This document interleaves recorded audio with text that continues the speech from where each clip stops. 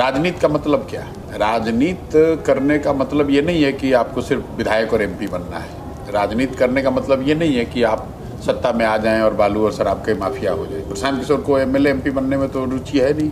मुझे अपने जीवन यापन के लिए बालू और शराब का काम करने की जरूरत नहीं है। मुझे पैसे कमाने के लिए यहाँ पर गलत धंधे नहीं करने हैं। मैं क्यों आया हूँ राजनीति में? मैं चुनाव लड़ने नहीं आया हूँ। मैं इसलिए आया हूँ कि बिहार में जिन पर जुल्म हो रहा है, जिनकी आवाज़ दबाई जा रही है, जिनके साथ अन्याय हो रहा है, उनके साथ अगर मैं खड़ा नहीं हूँ तो फिर क्यों राजनीति में मैं हूँ? मेरे कोई पिताजी की लेगेसी नहीं है जो कि मुझे चलानी ही है। मेरी कोई मजबूरी नहीं है कि मुझे राजनीति करनी है।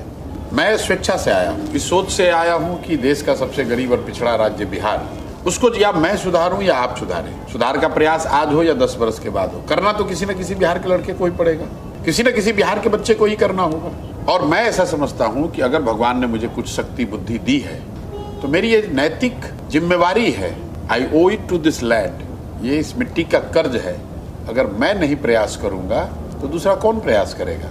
इसलिए आकर प्रयास कर रहे हैं। सफलता मिले न मिले क्या हो, मैं कोई छात्रों के मुद्दे पे थोड़ी ना बिहार में आया हूँ। मैं तो 2.5 बरस से 5000 से ज़्यादा गाँव में गया हूँ, पैदल गया हूँ, गाँव में रहा हूँ, देखा हूँ, लोगों से बात करी है, घर घर गया हूँ। हम तो आंदोलनों में जाते ही नहीं। पिछले 3 बरस में 87 से ज़्यादा यहाँ आंदोलन हुए हैं जिस पर सरकार की बर्बरता, उनकी लाठीचार्ज हुआ है।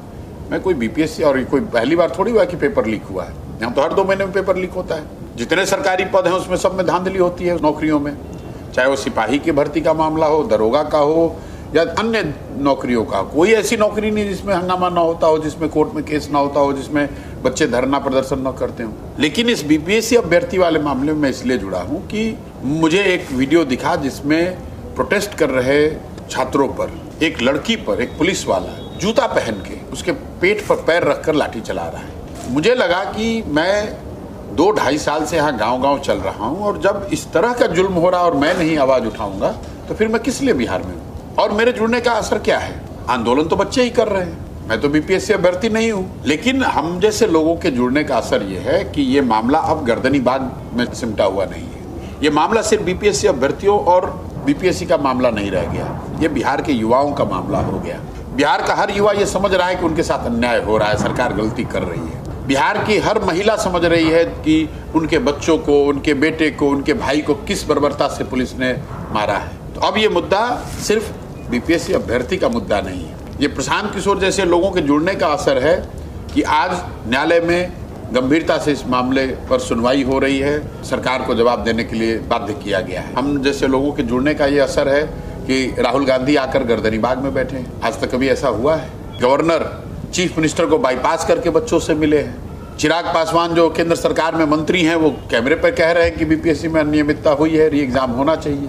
तो ये जो आंदोलित छात्र हैं उन्होंने बीजारोपण करा है और उस आवाज में, उस ताकत में हम लोगों ने अपनी आवाज जोड़ी है जिससे कि समाज में व्यापक मुद्दा ये बने, सरकार पर दबाव बने और लोकतंत्र में ये होना ही चाहिए। अगर मैं अन्याय के खिलाफ आवाज न उठाऊं तो फिर मैं किस लिए राजनीति कर रहा हूं? अगर अन्याय के खिलाफ आवाज उठाना राजनीति है तो राजनीति कर रहे हैं। अगर बच्चों के साथ अन्याय हो रहा है, उनके न्याय के लिए लड़ाई लड़ रहे हैं, वो राजनीति है तो राजनीति कर रहे हैं। हम कोई राजनीति रंगदारी करने के लिए थोड़ी ना करते हैं।